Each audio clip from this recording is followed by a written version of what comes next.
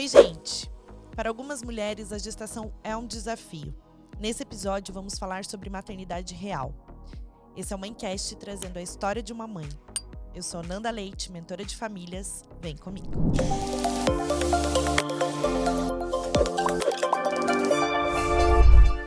Ela é mãe de 9, do Samuel e de 8 anjinhos. Mulher, mãe, empreendedora, a maternidade veio transformar a sua vida.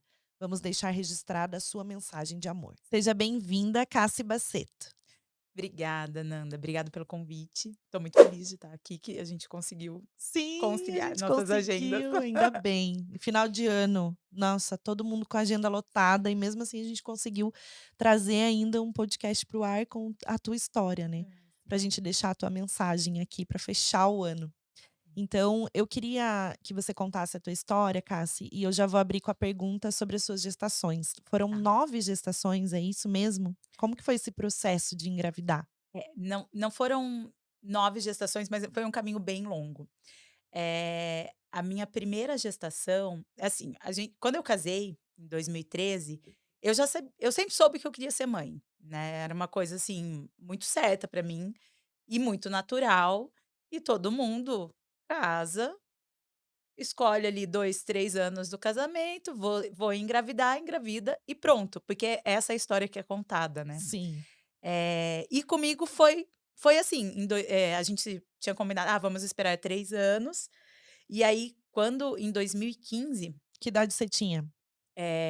na minha primeira gestação, 33. Eu casei com 30 e aí, eh, né, na primeira gestação eu tinha 33 anos. Uma idade ok, porque, né, o ponto crítico é ali, ai, depois dos 35 é Sim, problema, sempre mas falam, né. Tá antes aí a Cláudia Raia pra provar que é tudo mentira, né, a gente fica impressionada, mas é, mas antes é tranquilo.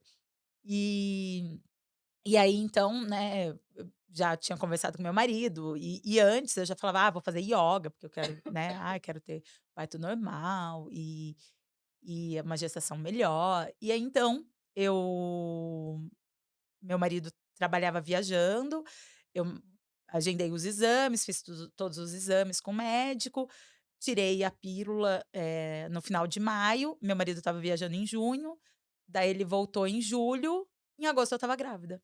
nossa, que rápido. Muito rápido, né, nossa, Sim, muito fértil. tipo, vou engravidar, engravidei. Engravidei.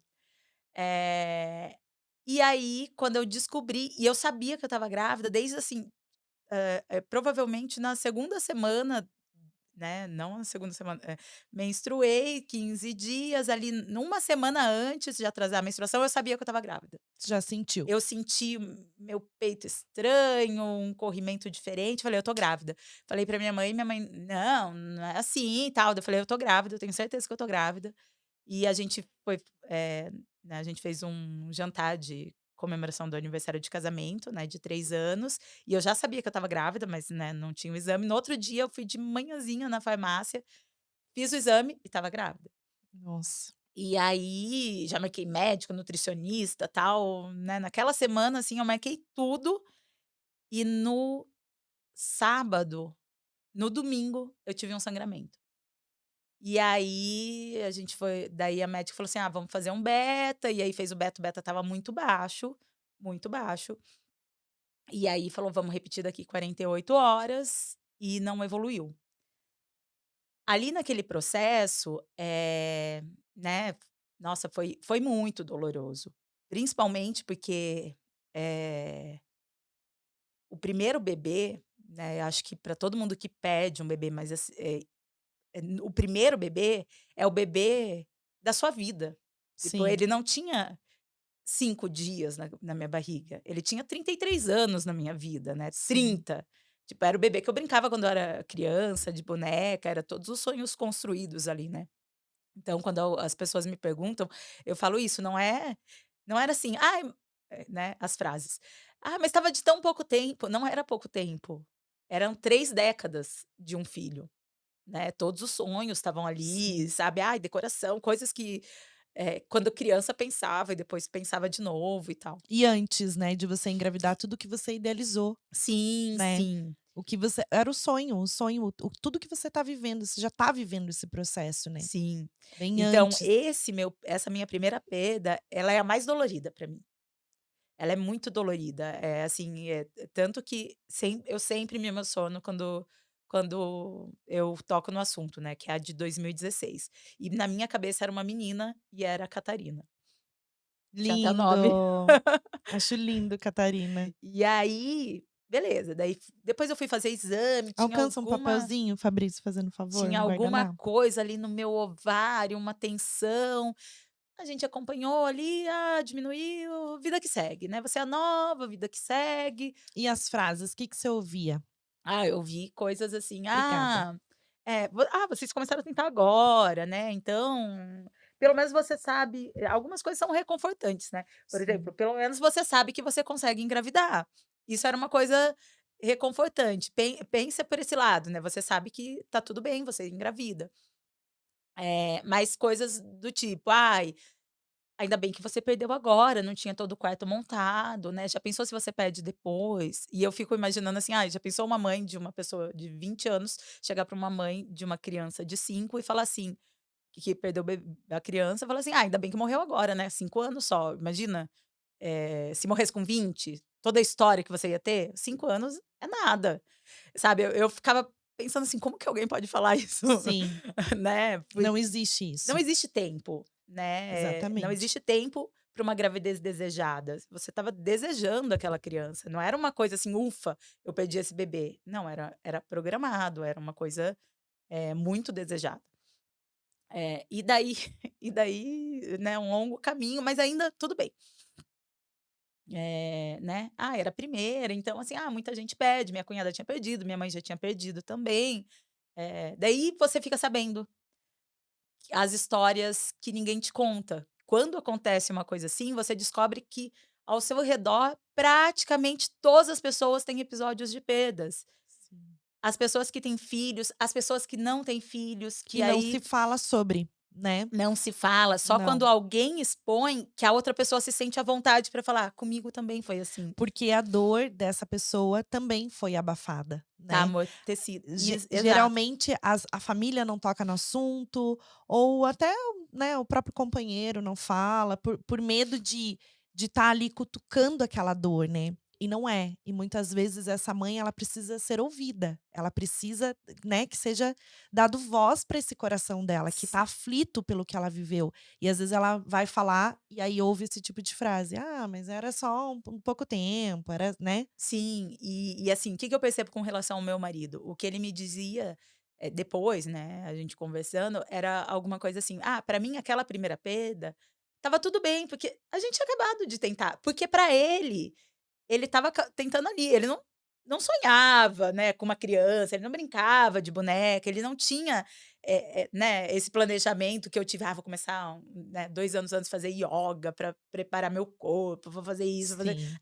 não, ele estava ali, Para o né. homem é muito diferente, Porque né. ele vai se sentir pai realmente depois, né. É, O Douglas, assim, eu percebo que no meio do caminho a coisa mudou, porque a gente teve uma história realmente, né, tensa no período, né, que foi de relacionamento. aproximando a Hum. gente por causa das perdas e tudo mais. Então, assim, em 2016 eu perdi, um bebê, gestação natural, né, um aborto é ok, nenhum médico da trela fala: "Você perdeu", né. É. Você pergunta: "O que que eu tenho que fazer?". Vamos ver", nem precisou fazer curetagem, não tinha nada. Aí em 2017, Mas você exatamente, não chegou, você fez eco não, você fez o beta, e fiz fez eco, eco e não e tinha imagem. não tinha, não deu pra ouvir Não, batimento, não nada? tinha saco gestacional, não Hum. tinha nada, assim. Porque quando eu fui fazer, eu já tinha tido sangramento, Ah, sim, eu já então tinha ali tido já sangramento. Porque você programa ali, né, você faz com 5 a 7 semanas, sim, bem no né, comecinho. e acho que para ouvir o coração mesmo, eles pedem ali 7 semanas, né. Exatamente um ano depois, em 2017, eu achava que estava grávida de novo, e meu marido estava trabalhando no Chile, eu fui para o Chile, e aí eu fiz um teste de gravidez no Chile, pago em pesos, Paga em bem, peso. bem pesado, de farmácia, assim, tal, e estava grávida, e descobri, a gente feliz e todo mundo: "Agora vai ser diferente, não, essa história, ó, não pensa na outra história, tal, não sei o quê". Opa.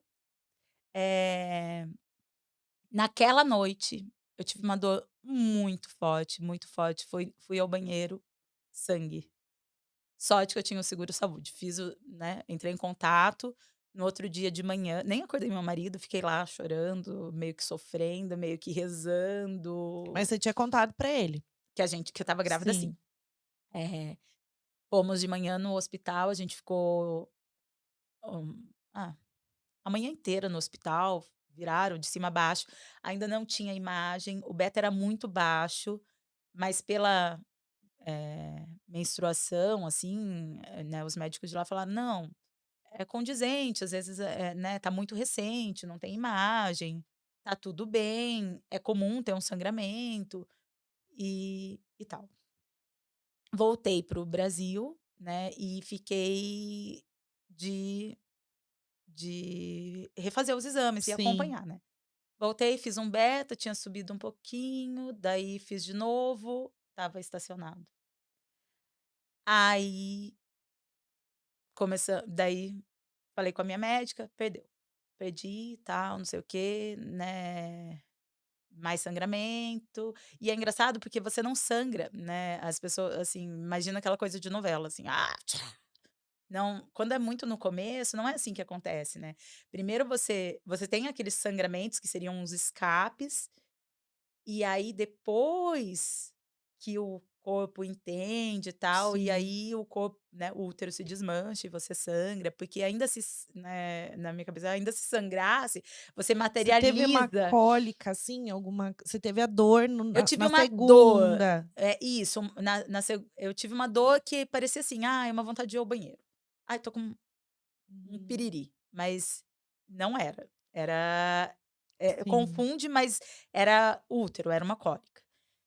Mas beleza, estava num processo e essa gestação, ela aconteceu bem no período que eu estava terminando a sociedade com a minha sócia da colo de mãe, exatamente ali no período, a gente estava, numa separação meio litigiosa. a gente já vai contar o que que é colo de mãe, tá, gente, pra vocês entenderem. E aí, né, então tinha essa tensão do trabalho, era uma segunda perda, e eu estava comprando a outra parte da empresa, tinha férias marcada para o Nordeste, a gente ia para Maceió, falei: "Quer saber? Doutora, marca aí a consulta", marquei para setembro, isso era em agosto, né, "eu vou viajar, eu vou descansar, e aí eu volto e aí a gente vê, né, a gente faz os exames, tal, não sei o quê", deixei agendado, acho que era 21 de setembro. Beleza. Fomos viajar e sempre tinha um sanguinho, sabe, um sangue pisado, assim, na minha calcinha, uma cólicazinha, falava: "Ai, normal, né". Voltei. Uma noite eu tive uma dor muito, muito forte, muito parecida que eu já tive também com cólica renal.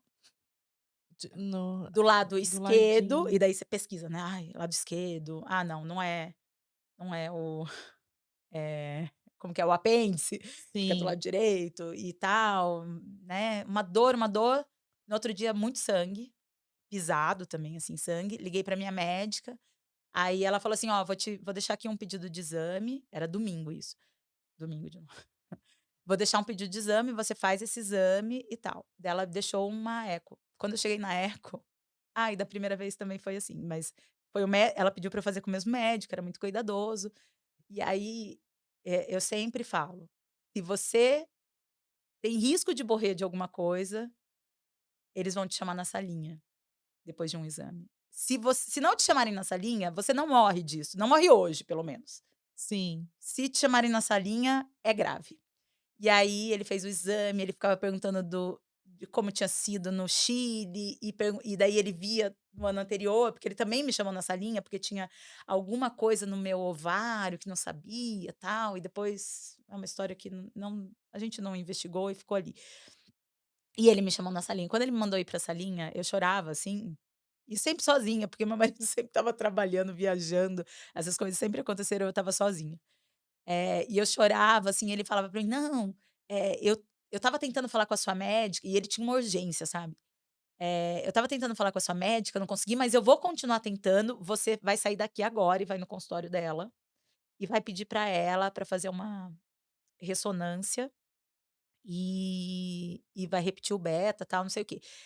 Aí nesse meio tempo eu mandei para ela as fotos do exame, do laudo, tal, tinha um corpo estranho no lado esquerdo, parecia que era no ovário, eh, e aí eles achavam, como tinha uma imagem anterior da primeira gestação, que eles não me falaram, mas depois eu fiquei sabendo que pudesse ser um câncer, tem um câncer bem raro de ovário, que ele dá beta, então assim, não tinha imagem, e tal, então poderia ser um câncer.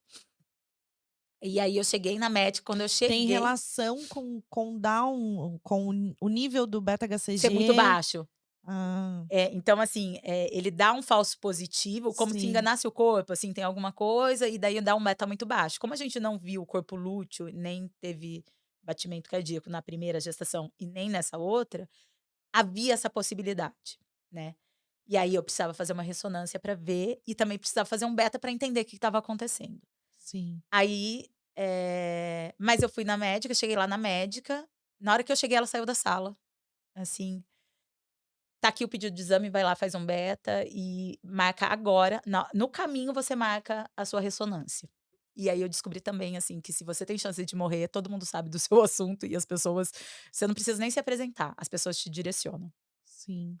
Aí, então eu fiz o beta e o desgramado desgramado, coitadinho do bebê. Mas assim, ele estava nas primeiras vezes 99, 150, estava um mês depois 780 o meu beta. Nossa. E tinha subido muito e eu falava assim: "Como que antes eu me sentia grávida com tão pouco e agora com tanto, eu não me sinto grávida?". Ficava uma coisa meio confusa, assim, na minha cabeça, Sim, sabe. Né, que tipo de mãe eu sou, que não percebe que tem um bebê ali dentro, né. E assim, na minha cabeça não era eu nem sabia dessa possibilidade, então, era um bebê. Fiz a ressonância, consegui para o outro dia, assim, a ressonância, saí da ressonância, aí a pessoa: "Ai, era uma quinta-feira. A pessoa assim: "Ai, segunda-feira seu exame fica pronto". Eu falei: "Você tem certeza? Porque eu tenho a impressão que isso é um pouco urgente". "Não, segunda-feira tá pronto". Falei: "Beleza". Nesse dia meu marido trabalha em Araucária, mas ele estava trabalhando a 1 quilômetro da minha empresa, fazendo um treinamento. Nunca mais aconteceu, é tipo coisa de Deus, assim. Fui pra empresa, cheguei na empresa, abri o computador, sentei, toca o telefone.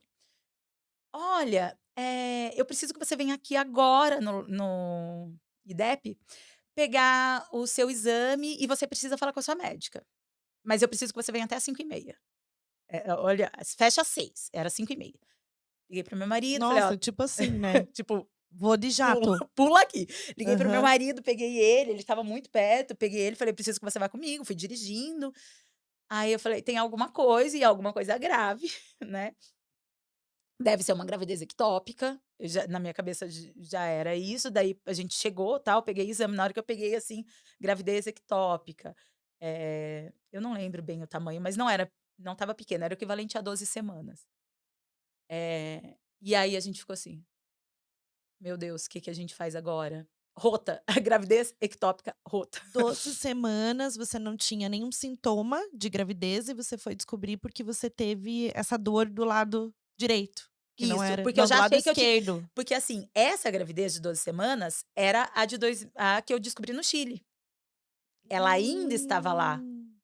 Aquilo foi um escape e daí tem essas 2 possibilidades. Daí a médica falou assim: "Corre lá no hospital, no Santa Cruz, porque vá pra lá, leva todos os seus exames e vai pra lá". Eu já estava com todos os exames, né, porque eu tinha ido fazer a ressonância.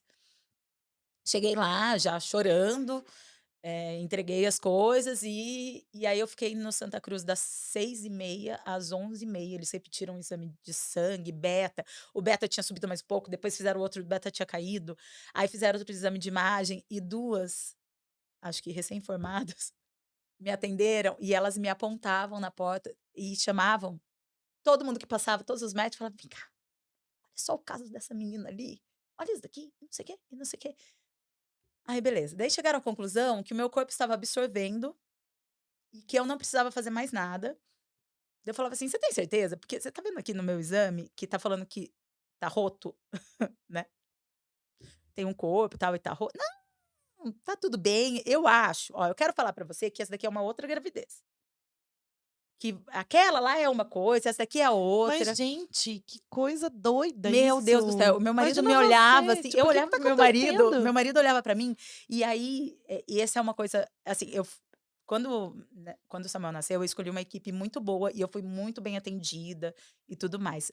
Mas em pronto atendimento quando você tá perdendo um bebê, você passa por cada profissional e provavelmente todo mundo tem alguma experiência, todo mundo que perdeu um bebê tem alguma experiência traumática. As pessoas não estão preparadas Não. para receber Ou quem está colocam perdendo. a mãe numa sala cheia de bebê, ou, não tem o preparo, né, de chamar uma psicóloga para dar notícia, ou o Nossa, médico não. fala: "Ó, perdeu ou morreu", ou assim, e desse jeito, Nesse né, não tem nenhum Nessas acolhimento. indas e vindas, quando eu estava, no Chile, logo que eu voltei do Chile, né, que eu descobri aquela perda,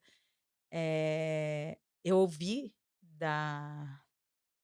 da residente lá, da ginecologista que me atendeu no da obstetra, né, no pronto atendimento, eu chorava, assim, né, porque eu estava tendo um sangramento e tudo mais, e ela falava assim: "Por que você tá chorando? Para de chorar, se você perdeu, é uma anomalia genética". Mês que vem você tenta de novo. Me dando bronca, assim, nesse tom, assim, tipo, Tipo, engole o choro. engole o choro. A gente já tem que engolir o Daí choro quando é criança, daí quando é adulto a gente engole mais ainda, né. Então a sim, gente porque a nunca gente engole por vergonha, a gente engole, ninguém né, nunca por: "Ai, valida o sentimento. aqui eu não posso fazer isso. Ai, mulher não pode chorar, né, num ambiente profissional, não sei o quê". E aí você tá perdendo o seu filho, e a profissional que te atende fala pra você parar de chorar que o seu né, porque assim, nunca que o filho de alguém, ainda que seja uma anomalia genética, Sim, é uma anomalia genética pra pessoa, né. exatamente, Não é uma anomalia genética. Crianças com síndromes, isso, aquilo, são crianças perfeitas para as famílias que elas têm. exatamente.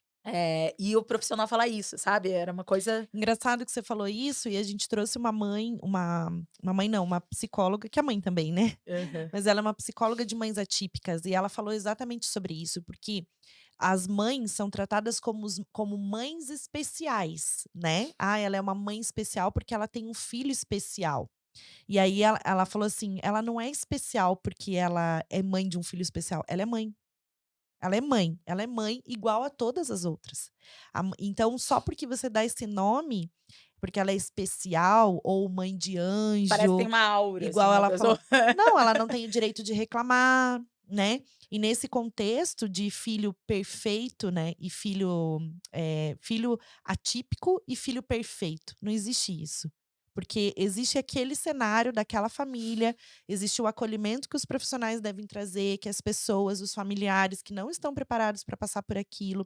Então a mãe ela passa por esse processo do luto, ela vive aquela dor, ela tem tudo aquilo e depois ela tem o entendimento, depois vem o entendimento. Só que mesmo que ela viva uma perda ou que ela tenha um filho que é considerado um filho atípico, né, que não é especial, a gente não chama, ela falou que não se usa mais esse termo, é uma Uhum, pessoa com deficiência ou com transtorno ou com isso, não é especial, ela é uma pessoa. A gente tem que olhar o ser humano como ser humano, uhum. independente disso.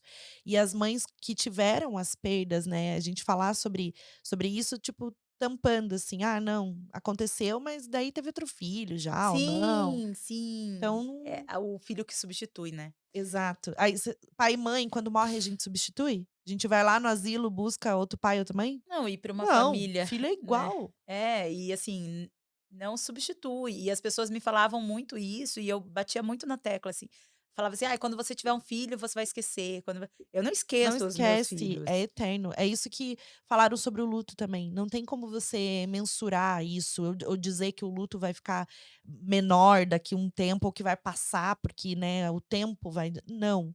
Esse luto ele sempre tá ali, guardadinho. Sim, Sempre tá escondidinho num lugar que volta e meia você acessa, você lembra e nunca vai sair de você, né. sim. O que acontece é a gente ir vivendo e, né, fazendo com que a vida continue, Com que a vida aconteça dentro do cenário que ela tem, porque né. a gente está vivo e a gente precisa fazer com que a vida continue, mas aquilo sempre vai estar em você. É Sim, uma marca, é a sua sim, história. sim, é isso mesmo. E aí, então, né, daí a gente descobriu que era uma gravidez ectópica, daí a minha médica, né, depois ela me ligou à noite, ela falou assim: "Você tá bem? você tá com dor? Eu falei: "Não, tô bem". "Ah, então tá bom". 8h30 ela me mandou mensagem: "Você tá bem? Você tá com dor?" Eu falei: "Não". "Ah, eu consegui uma consulta pra você com um amigo meu que é especialista, em gravidez de risco, e eu quero que você vá lá, ele não atende pelo plano, mas vai lá e tal". E aí, eu me sinto uma pessoa muito privilegiada, porque em todo esse processo, e eu imagino as pessoas que não são privilegiadas, né, até então tudo eu fiz com o meu plano de saúde, mas, eu não tive que buscar dinheiro para ir nesse médico especialista, sabe, eu tinha condições de pagar.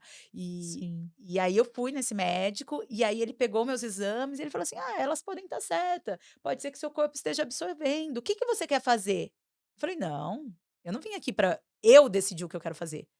Se fosse a sua esposa, se fosse a sua esposa, o que que você faria com ela?". Ele falou: "Ah, eu faria uma". Eu fui sozinha também, meu marido estava trabalhando. E aí, ele falou assim: "Ah, eu faria uma cirurgia, uma vídeo, né, se tiver rota mesmo, a gente já tira ali e tal, faz uma a gente investiga a outra, vamos tentar preservar a trompa, tá, furada, ninguém preserva nada, tira". E aí a gente marcou a cirurgia daí ele falou assim: "Ó, o seu caso não é urgente. Você quer fazer hoje ou amanhã?". Eu falei assim: "Eu acho que Desse amanhã, jeito, né". prático, né. É, não é urgente. É hoje ou amanhã. Eu falei: eu acho que eu prefiro amanhã, que daí eu organizo as coisas da empresa hoje", porque eu tinha uma empresa, né, ali naquele Sim. caminho, eu tinha que pensar algumas coisas. Aí liguei para o meu marido e falei: "Ó, amanhã eu vou fazer cirurgia, tal", e era particular também, mas me deu os papéis e no outro dia eu estava lá fazendo Era cirurgia. pra você, fazer uma espécie de uma curetagem. Não era curetagem, eu tenho furo porque a curetagem vai pelo útero, né, é Sim. como um exame ginecológico. É uma É videolaparoscopia é o que mesmo. eu fiz não, eu fiz por endometriose, eu fiz uma Ah, sim, videolaparoscopia pelo umbigo, e aí coloca aquelas pinças, né, vai isso. São cauterizando, vai 3 fazendo furos. isso. Eu tive esses 3 É, aqui, furos. eu tive aqui dos 2 lados e Embaixo no e umbigo. no umbigo, Uhum. exatamente. Aí ele Eu coloca a mãozinha lá dentro, é como se fosse uma pinça de que vai mãozinha e vai fazendo. fazendo. Gente, Isso, que louco isso, né. pelo computador, é muito louco. Mé E só aí médico mesmo. e muito especialista mesmo. E a gente fez esse processo, e aí, né, retirou uma trompa e falou assim: "O outro lado está perfeito, vocês são jovens, vocês sabem que vocês conseguem engravidar, né, no retorno. Quando você se em 6 meses você não engravidar, você volta aqui, e aí a gente dá uma impulsionadinha, assim, vai dar tudo certo". Beleza. Não engravidamos, voltamos.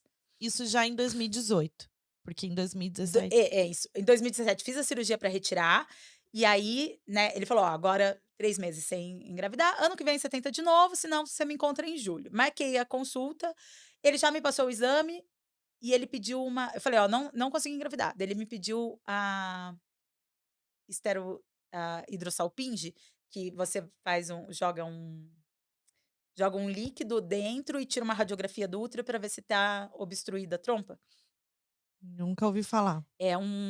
É um exame que em alguns lugares faz sem anestesia, então é um líquido metálico, assim, que aparece na radiografia. Você consegue Uhum. ver a foto do seu útero e das Tipo um trompas. Doppler pra ver tudo, ver Isso, as só que é um veinhas. raio-x. Então eles Nossa, injetam o negócio e quem faz sem, vem um gelado e um arrepio, assim, sem anestesia, né, e na hora eles já fazem a radiografia e e aí fica mapeado o caminho. Se você tem uma obstrução na trompa, ele vai ficar encurtado. E aí 6 meses depois da não, 1 ano depois da outra cirurgia, um pouquinho menos, o outro lado que estava perfeito estava o quê? Obstruído. obstruído. Então ela além de estar obstruído, ela estava grande, então ela tinha líquido, então eu tinha uma hidrossalpinge. E aí a gente agendou uma cirurgia no mês de agosto, meses de agosto são bem complicados pra mim. No mês de agosto, para retirar a outra trompa. Isso em 2018. Ali eu já sabia que eu não ia poder e olha que coisa, fiz a cirurgia no Santa Brígida, onde eu tinha feito a primeira, com uma equipe particular, a gente fez a cirurgia, tal. Quando eu estava recuperando da anestesia ali, eu ia tirar a minha trompa também, gente, colocando DIU, gente ganhando filho, é o mesmo lugar, Sim. né, não tem um lugar, assim, pra pessoa que tá perdendo um bebê ou perdendo uma parte do aparelho reprodutivo. Eh, E aí, quando eu saí da cirurgia sedada, a a enfermeira chegou, assim, na minha maca, tinha acho que 3 macas, falou: "Ela que tirou o útero?" Daí eu falei: "Não, não, Não tirei o não fui eu". útero. Daí: "Ah, não, foi essa daqui e tal, foi atender", mas eu fiquei com aquilo ali, assim, ó, na minha cabeça, falei: "Gente, e se tiraram meu útero e eu não tô sabendo?" Sim, e tipo assim, né, confundiu a pessoa. Como que ela pergunta desse jeito? Exatamente, não tem a ficha, não tem o nome na minha Sim. maca, né. Beleza, tô lá no outro dia vai vir meus pais vieram, né, pra fazer companhia também, meu marido estava no hospital comigo, daí chegou a no outro dia, quando a gente recebeu alta, quando eu fui receber alta, chegou um médico da equipe, que esse eu nem conheço mesmo, e ele chegou assim pra mim: "Tá tudo certo, a gente tirou seu útero". Hã? Deu: "Hã?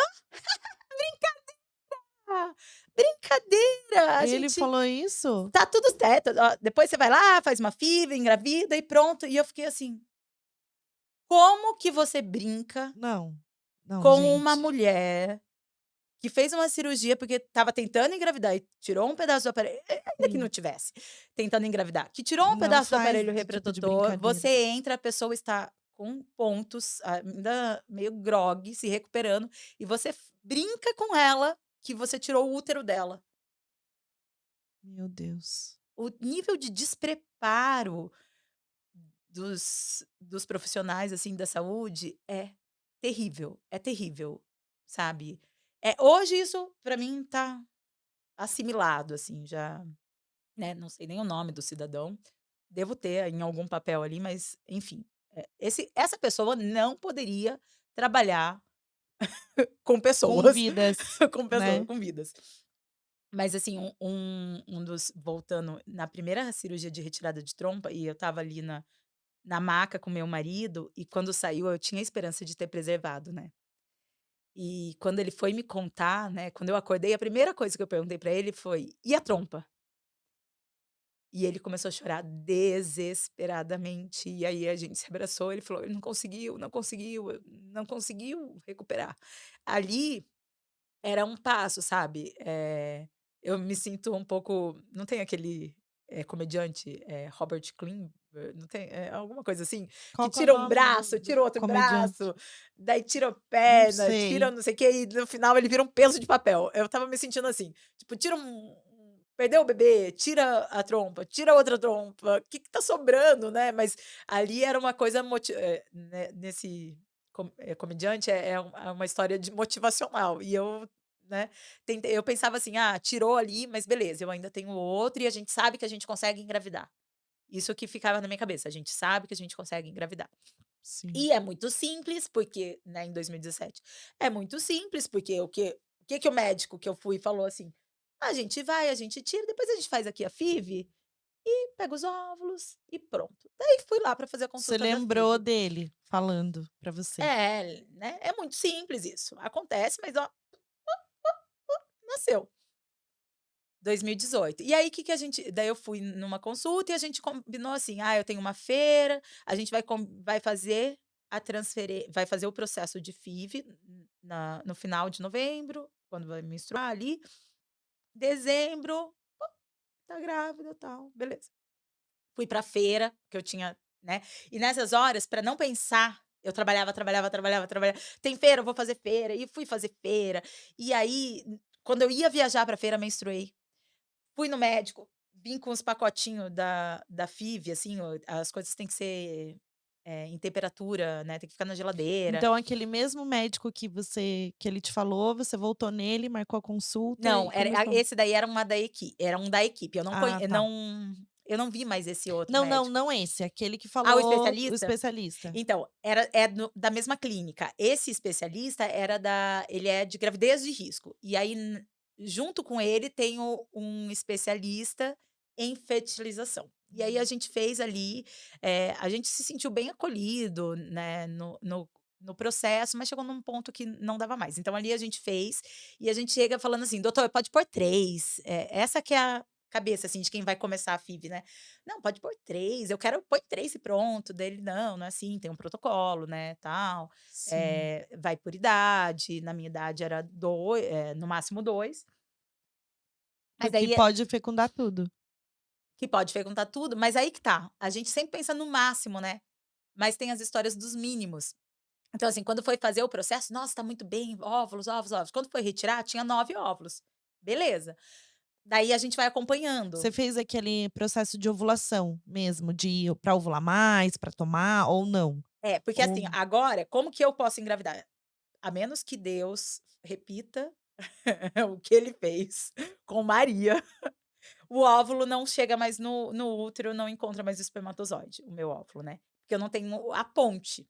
Eu tenho o útero, eu tenho o ovário, mas eu não tenho as pontes para levar o espermatozoide para o então tem que ovário. colocar tudo prontinho Tem que já ser dentro do pronto. útero. Para Uhum. quem não tem as trombas, não tem, não adianta fazer inseminação, não adianta fazer estímulo de ovulação, tem que ser fertilização in vitro.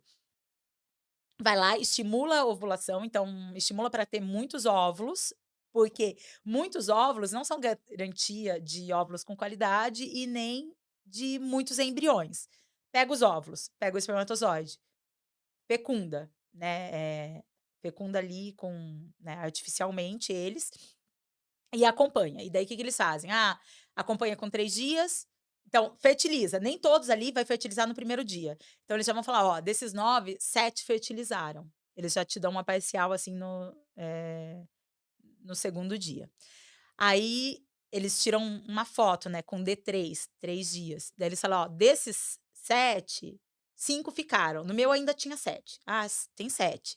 E aí no D5 a gente fez, a fresco as primeiras FIVs, né, que não congelou e depois voltou. Então a gente fica nessa tensão ali, D5 e eu usando progesterona, preparando o útero Sim. para transferir. D5 tem 2 maduros que estão ótimos, então você pode vir e é uma coisa, assim, você pode vir, amanhã 8 horas da manhã a gente vai fazer sua transferência, ou amanhã 11 horas da manhã, porque tudo depende, é tudo muito contado, sabe. Sim. E aí tem que ir com, a bexiga muito cheia, vai lá e tal. E aí então o meu em dezembro tinha 2 embriões D5 muito bons e 5 em processo. Né, que ainda poderiam ficar bons até No quinto D6. dia, tinha 5. Sim, no quinto dia eu tinha, 2 que viraram blastocistos, né, que eles se multiplicaram, e tal, e 5 que estavam ali, não estavam mortos, mas estava se desenvolvendo, eles estavam acompanhando para ver se eles iam chegar a blasto, mas provavelmente sim. Sim, que E é aí eu é aquela divisão, né, ele celular. começa Fecunda e ele vai se e vai fazendo dividindo, as igual a gente vê nos videozinhos de isso, e aí fecundação. aqui, assim, ele vai formando tipo um anelzinho, fica São como as se fosse uma células. pérola. E aí beleza, Pensa que a fomos gente nasce disso, né, pensa. pois é, e Um aí assim, negocinho ali que e a gente sabia, aqueles eram os nossos filhos, né, sim, todos aqueles bebês. E aí a gente fez a transferência e tudo certo, daí no outro dia tinha acabado de transferir, eu recebi um e-mail da embriologista da clínica, e essas coisas são assim, tipo, vem por e-mail. ai "Ai, Deus. ai, os seus 5 embriões não Por evoluíram, e-mail? não dá para congelar". Por e-mail, por e-mail. Meu Deus, Aí você fala assim, daí eu: como "Tá". assim? Aí meio que o meu chão caiu, porque eu, tipo, eu tinha tantos e agora eu não tenho nenhum. Minha mãe falava: "Mas você tem 2 na sua barriga, você não precisa de mais. Você tem 2". Mas ali me deu uma sensação de vazio, sabe, porque é como se as minhas chances, estivessem só nesses bebês. Sim, E aí estava perto do Natal e o meu exame era dia 26 para saber se eu estava grávida ou não. Então eu passei o Natal meio que numa tensão e eu não me sentia grávida. E eu tinha que lidar com meu marido que estava muito empolgado, achando tipo: "Nossa, ela tá super grávida", e a minha família ansiosa e eu sim, eu falava assim: "Gente, eu não tô me sentindo grávida. Das outras vezes que foram naturais, eu me senti grávida. E agora eu não me sinto sim. grávida". Que pode acontecer, mas, né, porque, assim, a gente tá falando de uma gravidez, de estar saber que está grávida, né, porque esses embriões eram vidas que estavam no meu útero e eles tinham Sim, que agarrar no útero sim, e se multiplicar. Então, desde o dia 5 deles, eu sabia que eles estavam no meu útero, eu sabia que eu estava grávida. Então a minha mão colocava a mão na barriga, eles estavam ali, todo mundo meio com o dedo, assim, tal. Beleza, fiz o exame, zerado, beta. Aí o médico falou assim: "Ó, suspende a medicação, ano que vem, tal dia você volta", acho que era no outro ano, "quero conversar com você e tal". Quantos dias para você fazer o exame? 10 dias. 10 dias. Aí no dia 26 você tinha que fazer. Então É. 10 dias antes Ah, tinha e aí colocado. na véspera de transferir tinha uma imagem no meu útero. Na hora que fez assim eu falei: "Ué", porque a gente fica craque, né, de ver Sim. assim, tem um negocinho ali. Aí junta 2 médicos, conversa, na véspera da primeira transferência. "Não, ó, aqui tem uma aparentemente uma formação polipólica, um pólipozinho, mas que não vai interferir na transferência, e a gente acha que a gente tem que transferir mesmo assim". Tá bom. Daí volta lá, daí eles falam assim: "Então, como tinha aquela formação polipólica, a gente acha que isso pode ter interferido na fixação do embrião. Aí Então, volta a tudo. gente vai fazer uma cirurgia para tirar esse pólipo, e aí Outra cirurgia.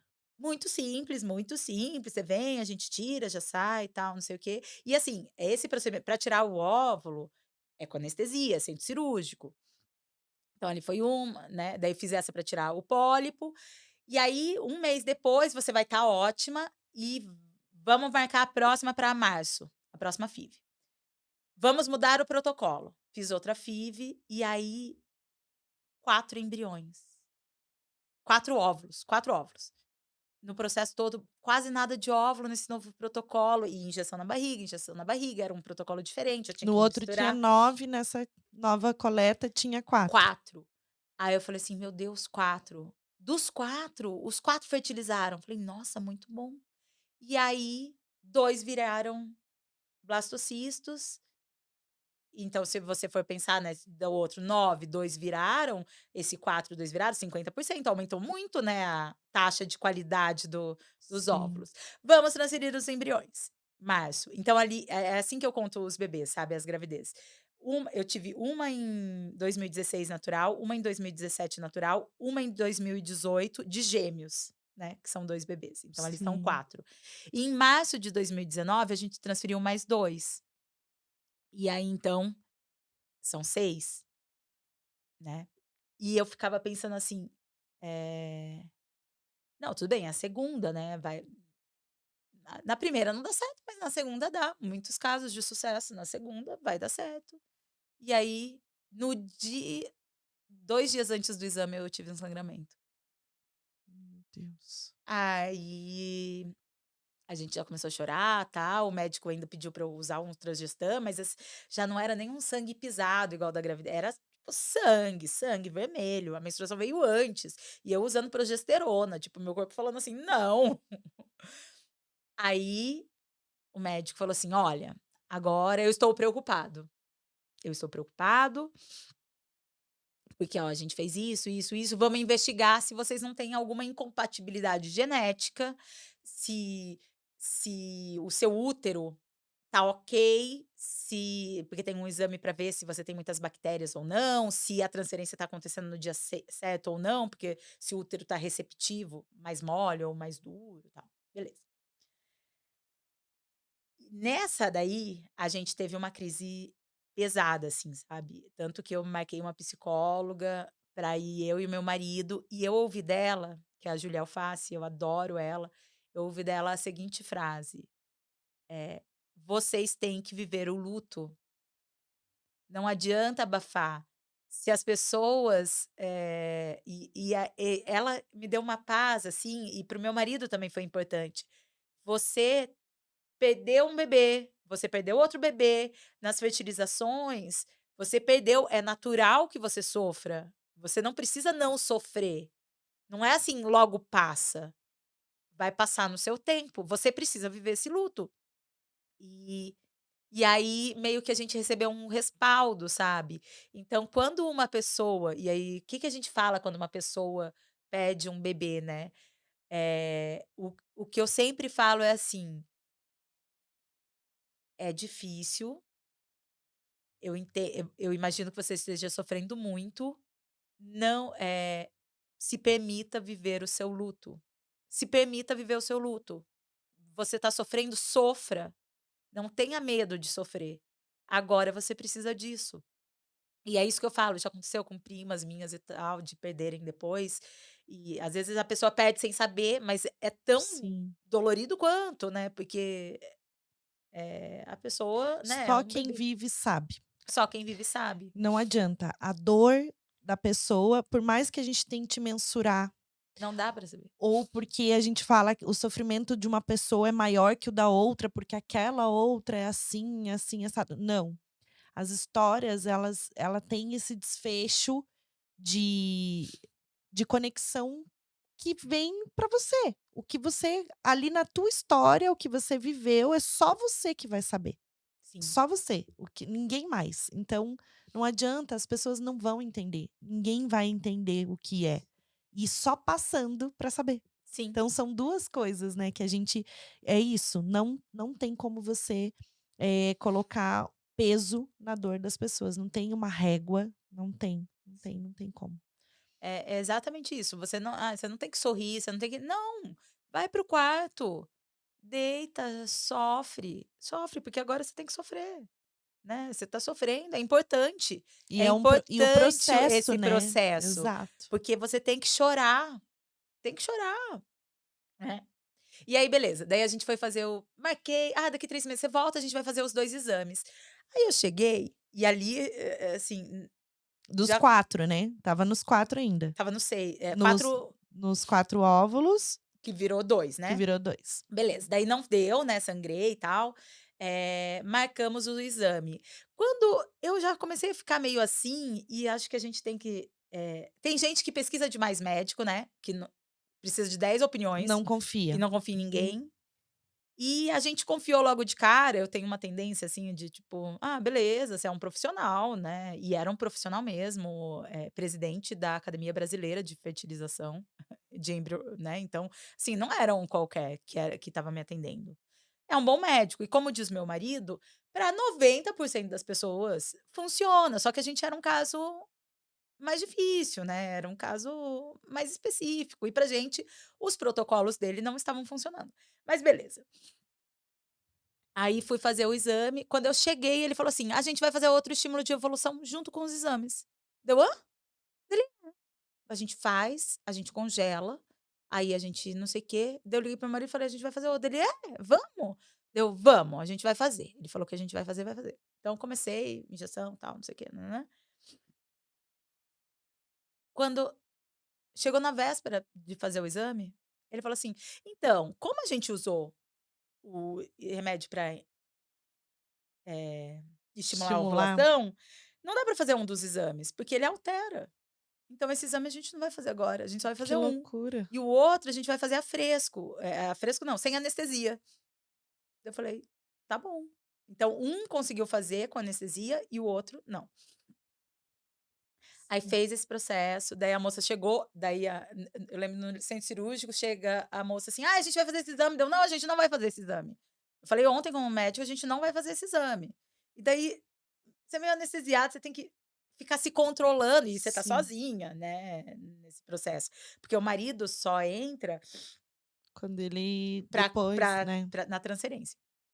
Beleza, fizemos, daí voltei pra fazer o outro exame, que era simplesmente assim, coloca uma pincinha do tamanho de uma agulha de crochê, mais ou menos, sem anestesia, no seu útero, daí tira um pedaço do seu útero, tac, e puxa. E aí você sabe Olha, assim, ó: "Nossa, o meu útero fica exatamente aí onde está essa agulha de crochê".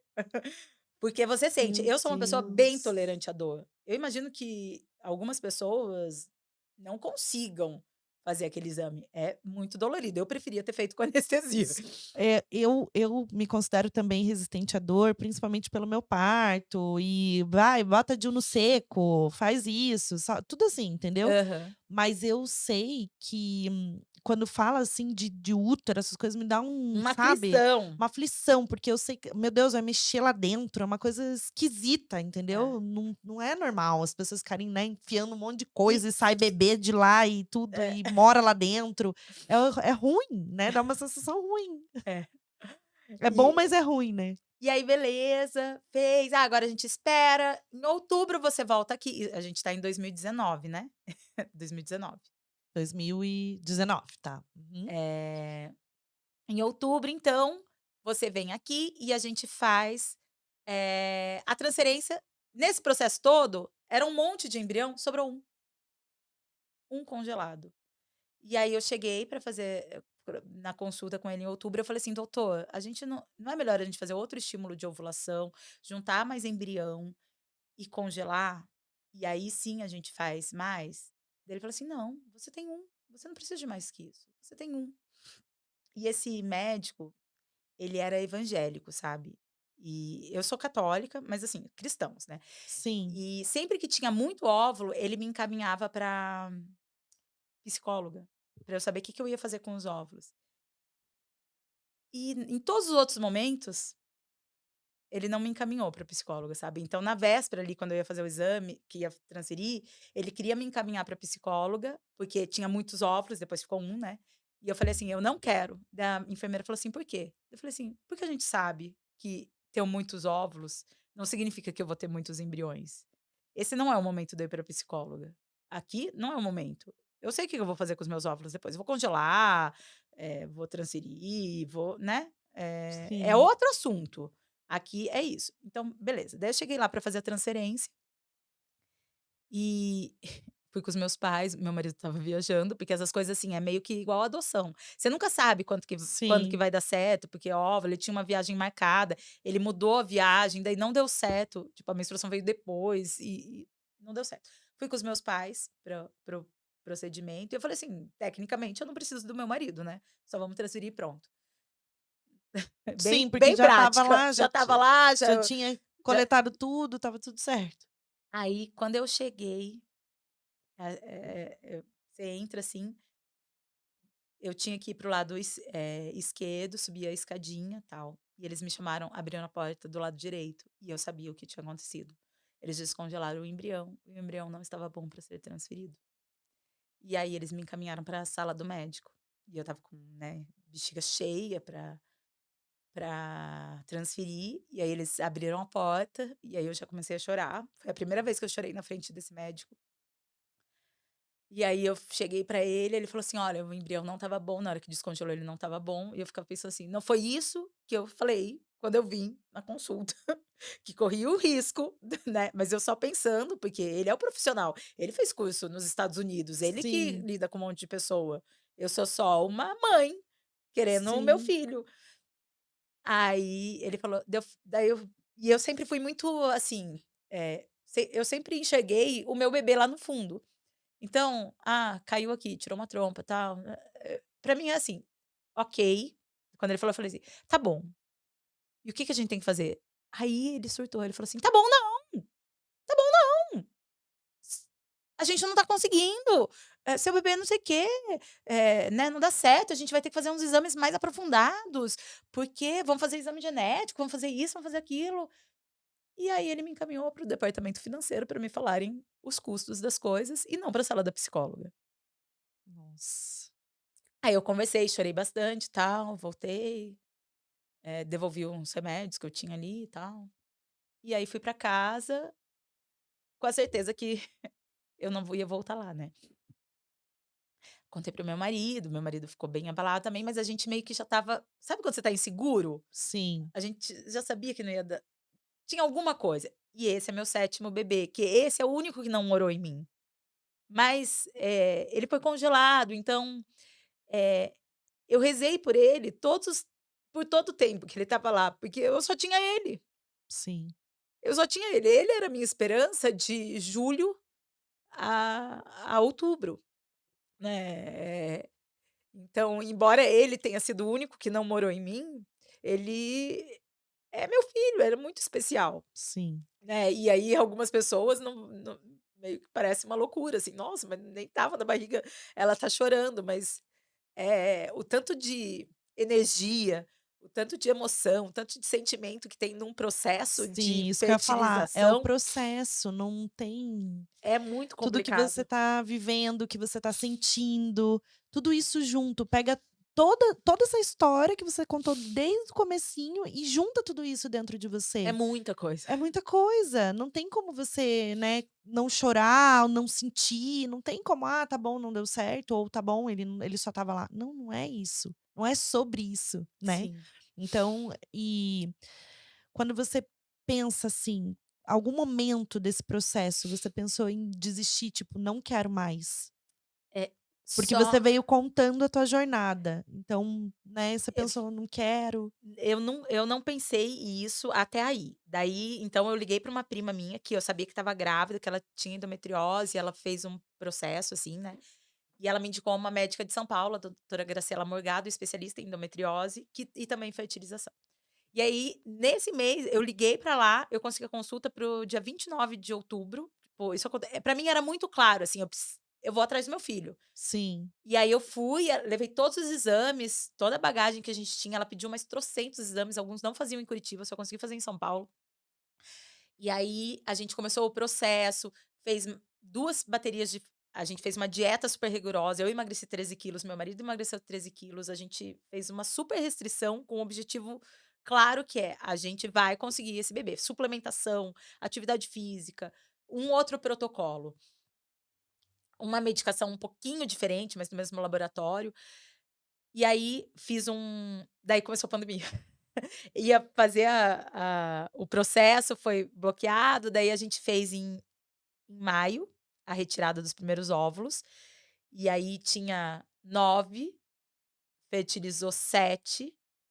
Não, tinha também um esquema assim: "Ai, só tem um bom, tem 3 que não estão muito bons, a gente vai", daí fomos fazer um exame, dos espermatozoides do meu marido, e aí milagrosamente, tipo, "Ai, tem um, tem 2", ela ligou pra gente um dia antes, daí a gente falou assim: "Nossa, ela ligou um dia antes, eu não atendi", morreram.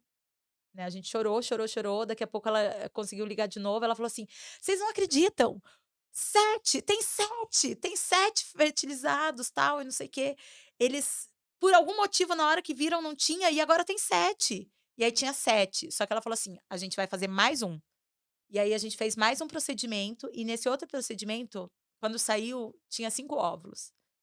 E aí eu saí meio chorando, assim, eu falei: "Eu não quero mais, eu não aguento mais, pra mim chega, eu não aguento mais", até porque eu já tinha 7, né. sim, Assim, é muita coisa pra mim ficar sem cirúrgico, sem cirúrgico, sim, era e aí muito desgastante, desses né. 5 ficaram, 4 foram fertilizados, ficaram 2, então eu tinha 9. E aí eu comecei daí a gente marcou, ela queria fazer transferência em agosto, eu falei: "Em agosto eu não faço, em agosto eu não faço, agosto não é um mês pra gente falar de fertilidade comigo". Vamos esperar então setembro, e em agosto eu comecei a fazer terapia, porque eu falei: "Eu não quero levar essa carga para esse bebê, essa carga de todas essas perdas". Então eu fiz uma terapia, assim, bem intensiva, daí, né, durante todo o processo, tal.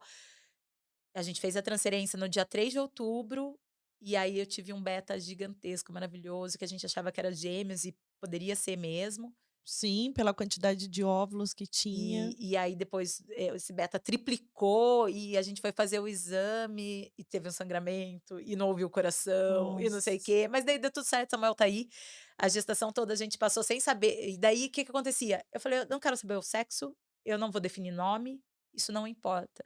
Porque não importa, eu já tive quantas meninas e quantos meninos, e já sonhei quantas decorações de quarto, e já comprei tantas coisas, sabe. sim. Agora não é isso que importa, eu só quero meu bebê.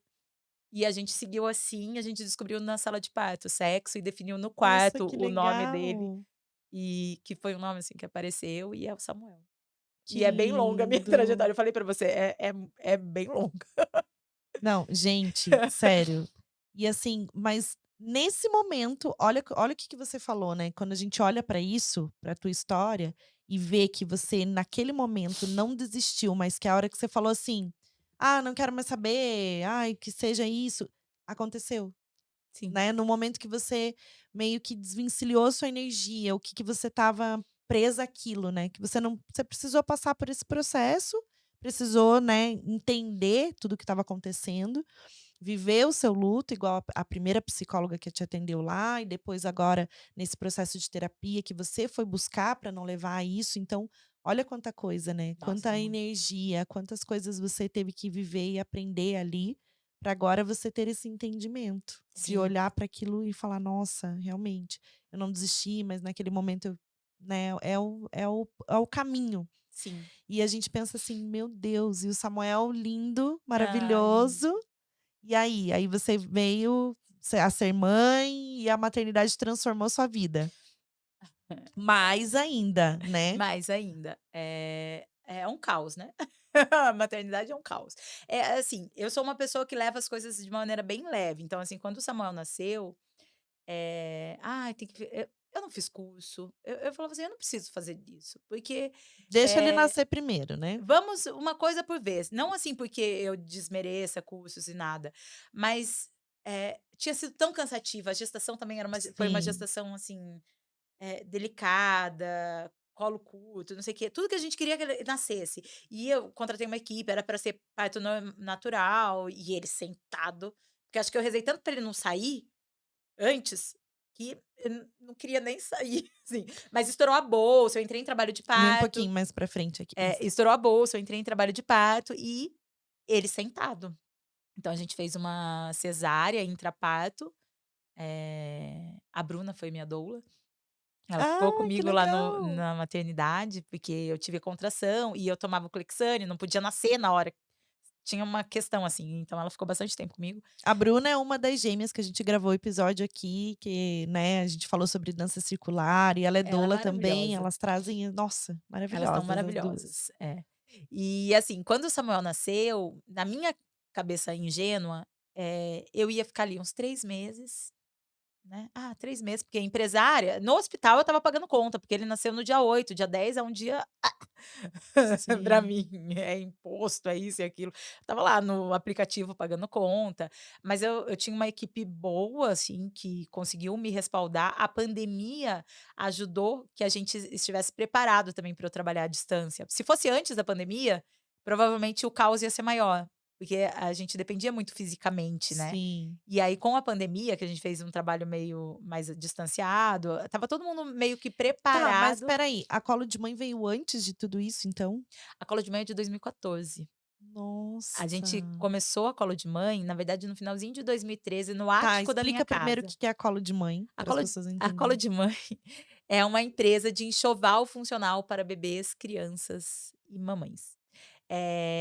A nossa especialidade são as toalhas. Se você perguntar assim: E eu "Ai". ganhei uma de cabeça, Ganhou uma de cabeça e linda. as nossas toalhas são maravilhosas, assim, eu sou muito suspeita para falar, mas as nossas toalhas são maravilhosas. A gente tem toalhas em tamanhos especiais, então a gente tem desde toalha bebê, toalha bebê max, toalha gigante, toalha mega, toalha adulto, que a gente foi fazendo conforme os nossos clientes foram crescendo, a gente foi crescendo as toalhas. Sim. E toalha avental. Então nós somos especialistas em toalhas, mas a gente tem outras coisas, muito fortes, assim, como o desfralde. E aí que depois surgiu A só a Só desfraude. Desfralde. A Só Desfralde foi uma ideia que eu tive e eu vou emendar, tá? Claro. Foi uma ideia que eu tive durante o tratamento, quando eu estava em São Paulo, porque a gente fez o tratamento em São Paulo, né. E por causa da pandemia, a gente ficou na casa do meu irmão, que mora em São Paulo. E aí eu lá, meio que preparando o final de setembro, eu falei: "Quer saber? Eu vou montar uma empresa só de desfraude", porque setembro começa a temporada de desfraude, né. Sim. Começa a esquentar, vem a primavera, as pessoas focam em desfraude, e aí eu falei: "Meu Deus, e se a gente tivesse um lugar só para desfraude? Que a gente pudesse comunicar só isso?". E aí na hora, no mesmo dia, assim, eu tive essa ideia, eu liguei pro escritório que faz o registro de patente, falei: "Tá disponível?". Ele falou: "Tá disponível". Deu: "Então registra". Comprei o domínio, avisei o designer, eh e Tudo ali rápido. tudo muito rápido, isso em 2020. Só que daí, eu queria inaugurar a loja em novembro de 2020, mas eu fiquei grávida, eu tive que fazer repouso. Os primeiros 3 meses eu não existi, eu só vomitava, passava muito, muito mal. Eh, e aí eu adiei. O ano passado, né, Samuel, tal, falei: "Não vai rolar também", porque eu achei que eu ia conseguir 3 meses, tal, Sim. volto a trabalhar. Mas depois dos 3 meses é que a coisa pegou, assim, e agora, ainda ano que vem, ele vai para a escolinha. Ele tá com a Ele idade? tá com 18 meses, 18 meses.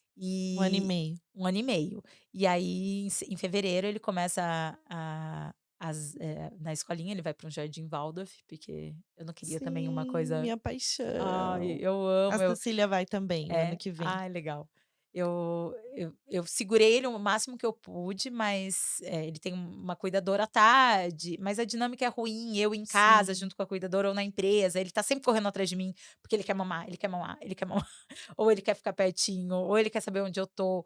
E ele é muito ativo, ele ama, eh mato, andar, criança, ele vai adorar. E vai ser ótimo, porque eu já fiz, assim, num esquema, deixo o Samuel na escola, vou para a empresa, fica entre a minha casa e a empresa, vou para a empresa, trabalho meio período, pego o Samuel na escola, vou para casa, e aí eu faço o que dá, porque hoje eu faço o que dá. sim.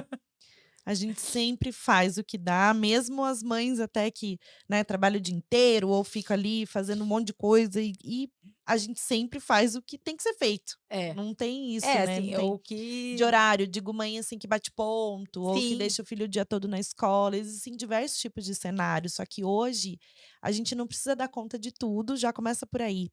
E, na verdade, eu escutei uma coisa de uma amiga que faz muito sentido, a gente dá conta daquilo que a gente quer dar. sim, Então a gente entra nesse viés que, se a gente olha para aquilo, a gente fala: "Não, isso aqui precisa ser resolvido agora". Você dá foco, você consegue sim. resolver. Só que não é 20 milhões de coisas ao mesmo tempo, é aquilo. É, não Então existe isso de equilibrar pratos, né. é. Não dá.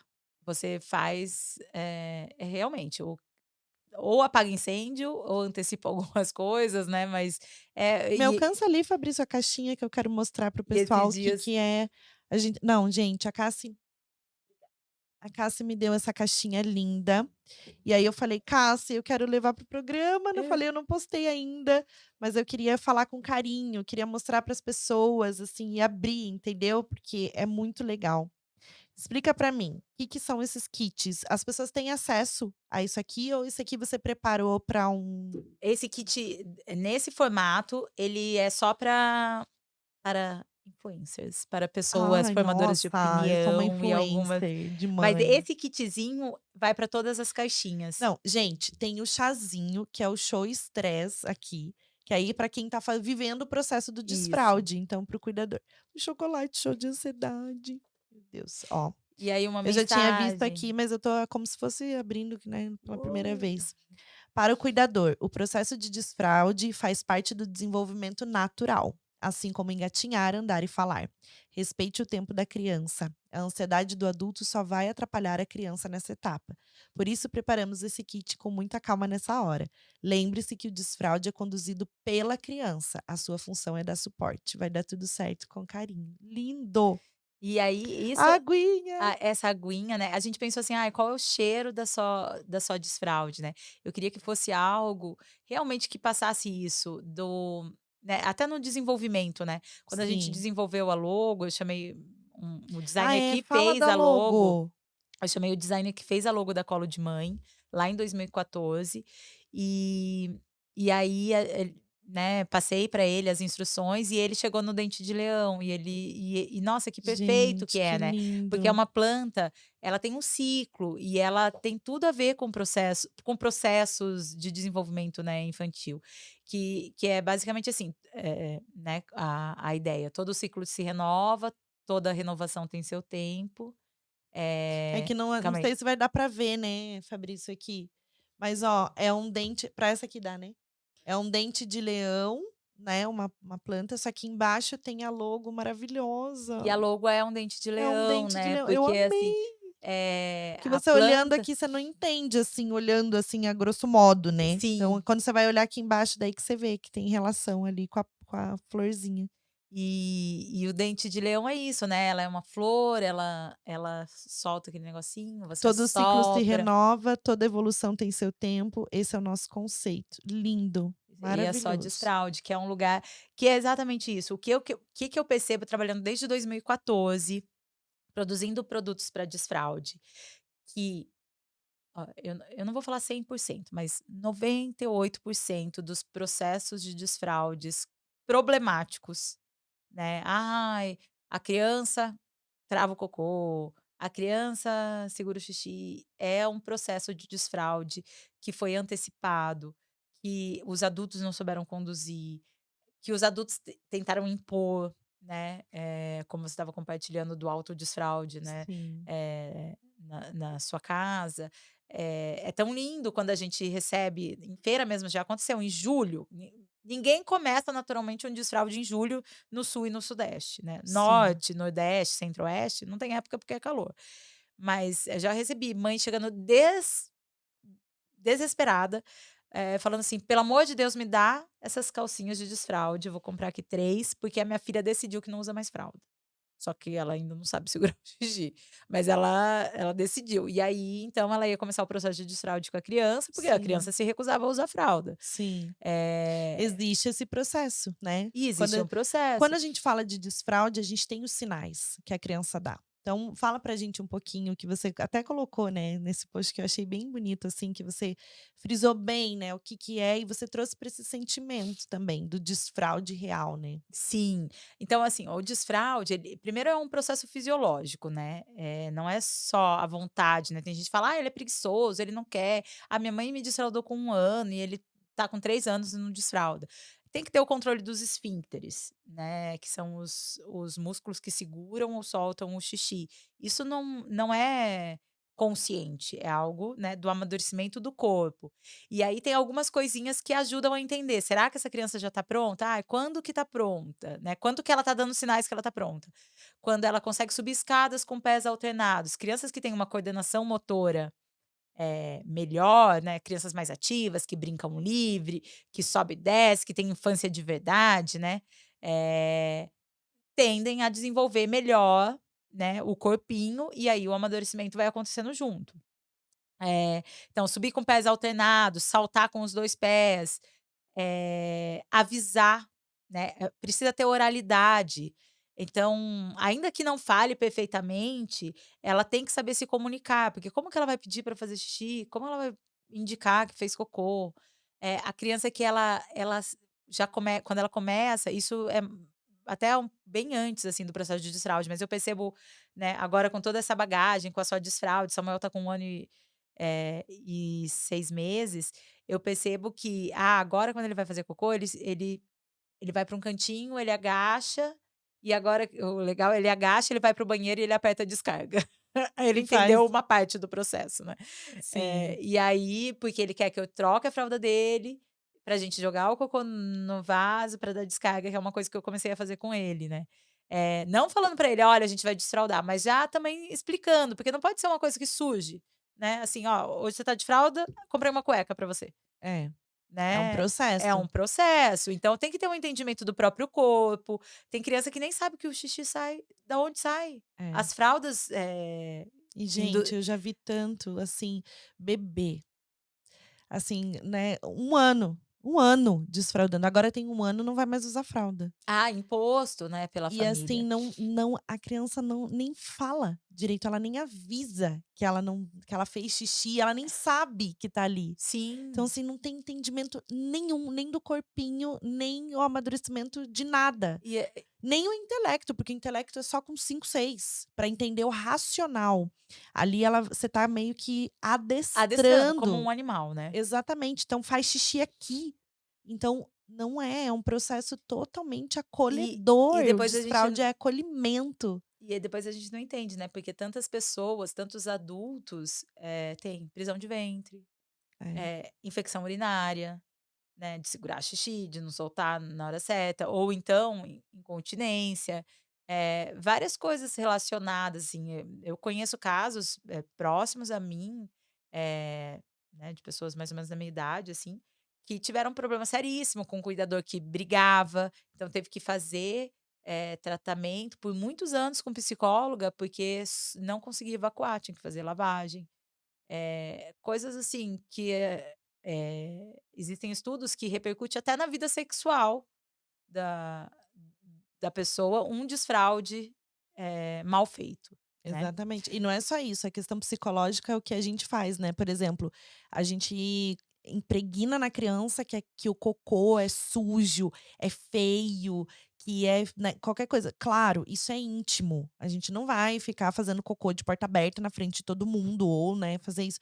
É uma intimidade sua, mas o quanto que a gente condena. Então se a criança fez xixi, não pode fazer xixi, tem várias coisas, várias, várias, várias, que a gente tem que olhar para isso e pensar que o desfraude é natural, é fisiológico. A criança, ela vai ter esse entendimento do corpinho dela. Ela vai olhar e vai entender que ela não precisa mais daquela fralda. É natural, eu garanto, porque aconteceu isso comigo, gente. E tem uma questão, né? Comigo não, com a minha filha, né? A, Que ela porque, desfraldou. porque a gente tem muita informação, assim, e não necessariamente a gente usa a informação que a gente tem, mas assim, Sim, tem um Instagram disso, a informação sobre isso, o livro daquilo, o curso de como fazer dormir, com o Samuel, não que a gente seja 100% um exemplo, e não é. Mas assim, eu não uso tabela com ele, eu não anoto nada, eu observo, porque a gente esquece de olhar para a criança, né. sim. Então, eu nunca coloquei, essa é a rotina, tal, mas eu observo ele. Então eu olho para ele, o Samuel está com sono, então vamos conduzir, e geralmente ele tem sono no mesmo horário, Sim. né, porque é uma coisa natural, ele acorda mais ou menos no mesmo horário e o sono dele é entre 6h30, 7h30, ele tá com sono. Você traz a vida para a rotina. O que as pessoas confundem é que a rotina tem que ser uma marcação de relógio automática. 5 minutos meu filho tem que estar dormindo, lá vai você levar seu filho para dormir. E a E criança não, não quer às a vezes. condução é o ritmo. Isso que você está falando de ser natural, porque ele está com sono, é o ritmo. É você ter essa observação para isso. Então você vai dar vida para a rotina. É Você vai isso. ter, né, porque tem que ter um acontecimento dos fatos Sim, na sua casa, até pelo horário da refeição. Você não vai tomar café da manhã, meio-dia, por exemplo, né, com sim, uma criança que precisa comer uma fruta de manhã, alguma coisa nesse sentido. sim. Mas você vai trazer o ritmo. Então o ritmo é a vida. E é isso, e as pessoas ficam muito rígidas, Não é né, então, assim, parece engessado. assim: "Ai, fez 2 anos, tem que desfraldar", porque tem isso, É. né, antes era com 1, agora é 2. Só que a gente percebe o quê? A maior parte das crianças que tem um desfralde natural, tranquilo, elas têm entre 3 e 4 anos. É. E olha lá, porque há muitas crianças ainda têm o desfraude noturno, Ah, não, que o precisa isso é noturno outra o noturno é caixinha. considerado, assim, sem maiores problemas, 5 anos, por aí. É. Sem questão alguma, assim, para ser investigada, né. Mas o diurno é bem assim, tanto que o que que eu percebo na colo de mãe, de venda de produto, e aí reflete muito na idade, né.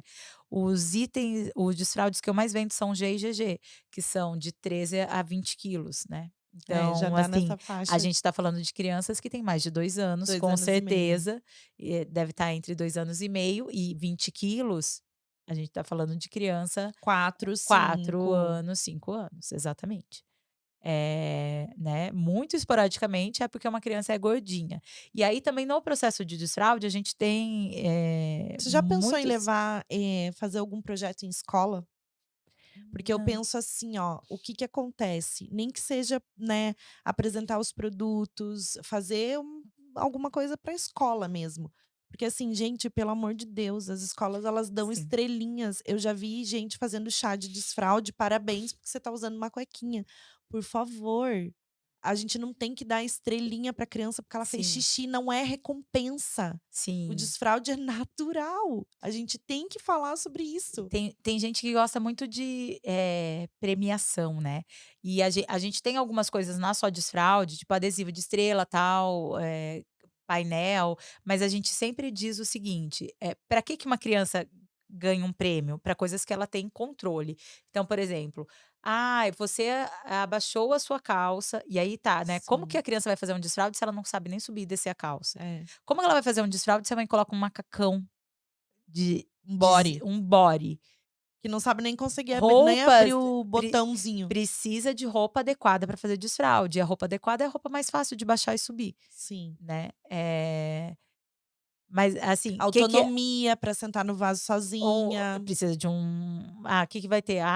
Um redutor, vai usar um pinico, vai ter um banquinho, vai ter aquela escada com um assento, a criança precisa de um respaldo, né. E aí, como que eu posso mas meu filho adora ganhar prêmio, como que eu posso premiar? Lavou a mão.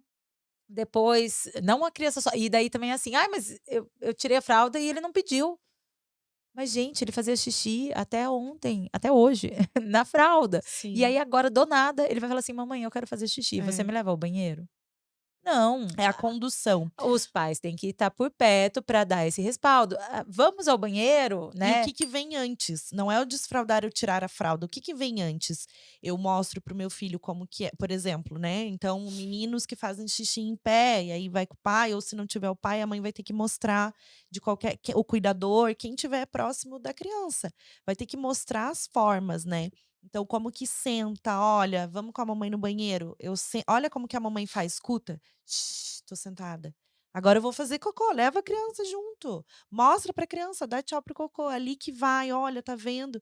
Primeiro tem um processo do que é o banheiro, Sim, não é só pra tomar sim, porque banho. porque assim, por uma questão de segurança, a gente tende a deixar o banheiro fechado, né. É, Mas a gente sabe que criança ainda no banheiro com adulto, né, não seremos sim, hipócritas, então por que não falar sobre vaso sanitário e coisas e tal. sim. Uma coisa que eu faço com o Samuel que eu acho bem legal, e já antecipa, é jogar o tiramos a fralda, vamos jogar o cocô. Leva a criança. E agora ele até a fralda de xixi, ele pega a fralda e ele quer jogar no lixo. Ele pega, carrega, vai lá no lixo e É joga no isso aí. lixo. Eu falo: "Isso mesmo, agora vamos lavar a mão". Então usa desde antes do processo de desfraude, sem falar em desfraude, você não tá falando de desfraude, você tá falando de Hum. higiene, você tá falando de como as coisas funcionam. Uma coisa que eu faço também é, quando eu vou ao banheiro e ele fica, às vezes, impaciente, chorando, eu falo: "Eu não uso fralda, Samuel, você usa fralda. Você usa fralda, você faz xixi na fralda. Eu preciso do vaso sanitário para fazer xixi", Sim. A gente né. acha que a criança não entende, mas E eu eles falo isso pra entendem. ele, e aí depois, às vezes, ele vem, ele quer dar descarga, porque, né, ele sabe que o que que acontece. A gente subestima, né, a criança, Sim. as crianças são muito inteligentes, e aí a gente subestima na hora de passar informação, mas a gente cobra delas coisas que não são de responsabilidade delas, porque não É. estão na capacidade mesmo de serem cobradas, né. E olha, seu filho que vai para uma escola Waldorf, eu acredito muito na base antroposófica, a gente tem que olhar, né, porque a base da escola Waldorf é a antroposofia, então eles olham a individualidade total da criança. Se a criança ela nem está preparada para receber o intelecto, é tudo por observação. Então isso que você trouxe de olhar para essa conexão mesmo de pai e mãe, porque a escola é uma extensão da casa, a conexão tem que vir antes, tem que vir dentro de casa, essa segurança tem que estar neles em casa.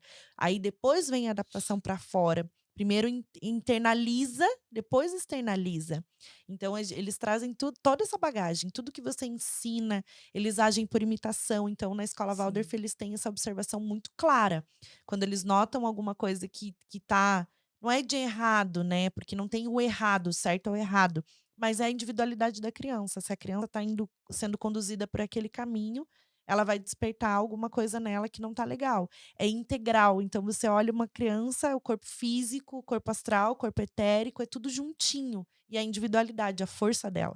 Então, o desfraude é isso, cada criança tem seu tempo, a gente tem a janela que a gente tem que olhar e pensar: "Não, passou ali dos 5, 6 anos, vamos olhar para isso, já vamos preparando antes, o que que a gente tem que fazer", mas não ter pressa. A gente tem pressa para tudo. Tem pressa para desmamar um bebê, tem pressa para Começar a introdução falar, nossa. alimentar, para enfiar a goela abaixo Pra comida. quê se é tão mais fácil dar o peito pra criança? Gente do céu, é o caos. Eu introduzi Pressa com de 7 tudo. meses a alimentação do Samuel, porque a gente Ótimo, porque tem pediatra ele que coloca com 4. imagina, né, Nem ele senta. não sentava sozinho, era bem essa época, né, porque ele fez esses meses em dezembro, a gente ia viajar, eu falei: "Eu não vou fazer introdução alimentar na casa dos outros". Né, eu quero que a gente esteja no Em nosso paz. ambiente, com o cadeirão dele, no lugar dele. Não vai conversei com a médica, ela falou: "Não, tranquilo, faça quando vocês voltarem". A gente voltou das férias, pegamos covid. Eu só introduzi depois. Então no Então. final de ele tinha 7 meses e meio quando começou com a introdução alimentar. E daí depois que eu comecei eu falei: "Meu Deus, por que que as pessoas querem fazer antes? Isso daqui é o caos, porque era tão mais fácil, Não só é, é leite". tudo, é a amamentação, é a introdução, é o desfraude, é o andar, é o falar, as pessoas É. têm pressa, as pessoas colocam o bebê sentado que não senta, Sim, e o andar entendeu? Então, sim, e o andar também, ele começou a andar com um pouquinho mais de 1 ano, falava: "Ai, mas tem que segurar na mãozinha", daí eu falei: "Gente, pra que que eu vou fazer isso? Essa criança já me deixa louca, só engatinhando, subindo nas coisas, agora eu vou antecipar o negócio pra ele andar e cair de cara". as pessoas colocam no andador para andar mais rápido. É tudo rápido. Não, Deixa a deixa ele, criança em paz, e por passa favor. tão rápido, né, meu É, Deus do céu, ele tá muito. com imagina, olha só, essa trajetória tão longa para ter o nosso bebê e, né, ele já é uma vidinha, já é uma pessoa cheia de vontades, que anda para lá e para cá. A gente foi num aniversário, ele não queria tomar na garrafinha dele a água, ele queria no copinho de plástico igual as outras crianças. Sim, tá certo. Ele olha E e ele vê quer. e ele quer, é É. isso. E depois quando vem a fase da apropriação do eu, é muito lindo de olhar para o desenvolvimento infantil com os olhos de quem quer ver, os olhos que a gente precisa enxergar, ter mais essa observação. Porque senão tudo passa despercebido, vira uma pressa doidada e a gente não olha para a infância e faz passou, E a não gente volta nunca mais. Eu e o meu marido, a gente fala assim, meu marido fala bastante: "Eu não quero que passe rápido, não quero pensar assim: 'Ai, já pensou quando ele tiver?' Não, eu não quero, eu quero degustar. É. Eu quero degustar ele bebezinho, cada etapa dele, é tão lindo, né". Lindo, lindo demais. Ai, Cássia, eu amei. Se deixar, a gente vai falar mais de desfraude o tempo todo. Mas, ó, pensa nisso, hein? Vamos levar para as escolas esse Sim. projeto da desfraude, nem que você vá palestrar para os pais. Pede para a escola fazer uma escola de pais. Na minha época era escola de pais. Olha que bonito esse nome, porque deveria ser até hoje, mas para outro sentido, não para aquela escola, né? Mas tudo bem, as coisas mudam, a informação vem. Graças a Deus que a gente tem esse olhar hoje para as crianças, né? A grande maioria ainda não, mas a gente precisa, né, abrir um pouco mais a mente, entender o que de fato é infância, o que de fato as crianças precisam. E mais do que isso, né, nós como adultos, a gente se reeducar para trazer cada vez mais o acolhimento com as pessoas.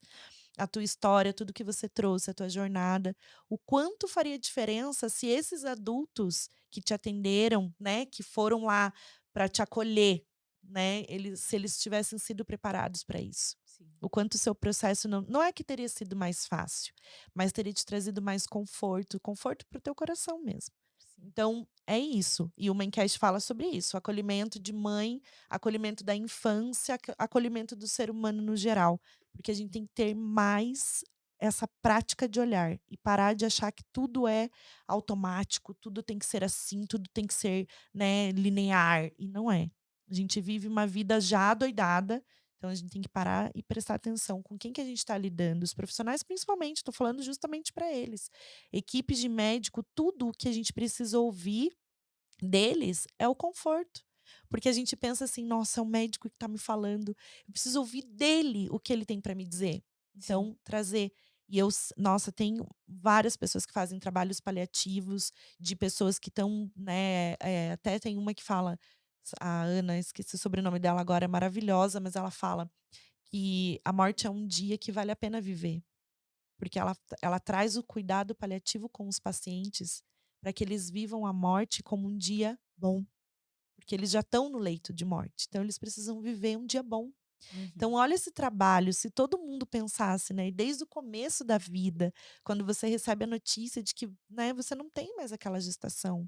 Então é tudo, é para a vida, é para a morte, é para a infância, é para o ser humano, o olhar como um todo. É lindo. Sim. Obrigada, Eu que obrigada. agradeço, Nanda. Muito feliz de Obrigada. vir aqui. Sim, a gente tem que falar mais, né. Sim. Gente, já abrindo aqui, abrindo não, encerrando, tô abrindo o programa de novo, né. Mas a Cássia, a gente vai deixar aqui o arroba dela, Colo de Mãe, só desfraude, mas o teu arroba pessoal também, para quem Cássia quiser, Baceto. seguir você e saber toda a tua história também de trajetória, de tudo que você faz no teu dia a dia, porque deve ser uma loucura, Ah, cuidar de sim. tudo e ser empresária E ainda. levar o mascotinho junto. Sempre Sim. tem Samuel no meu. Tem um pouco de empresa, tem Samuel. Tudo. E a maternidade é isso, ela vem para transformar mães empreendedoras que levam o seu maternar, né, e a sua vida, além de tudo que já tem que fazer. Então, é isso, é transformação de todo dia, né. Sim. Beijo, fiquem com Deus, eu amei. Segue a Cássia aqui e Segue. entra na Colo de Mãe, porque tem muitos Entra na cola de produtos maravilhosos. Um beijo. Fiquem com Deus. Obrigada, Cássia. Obrigada.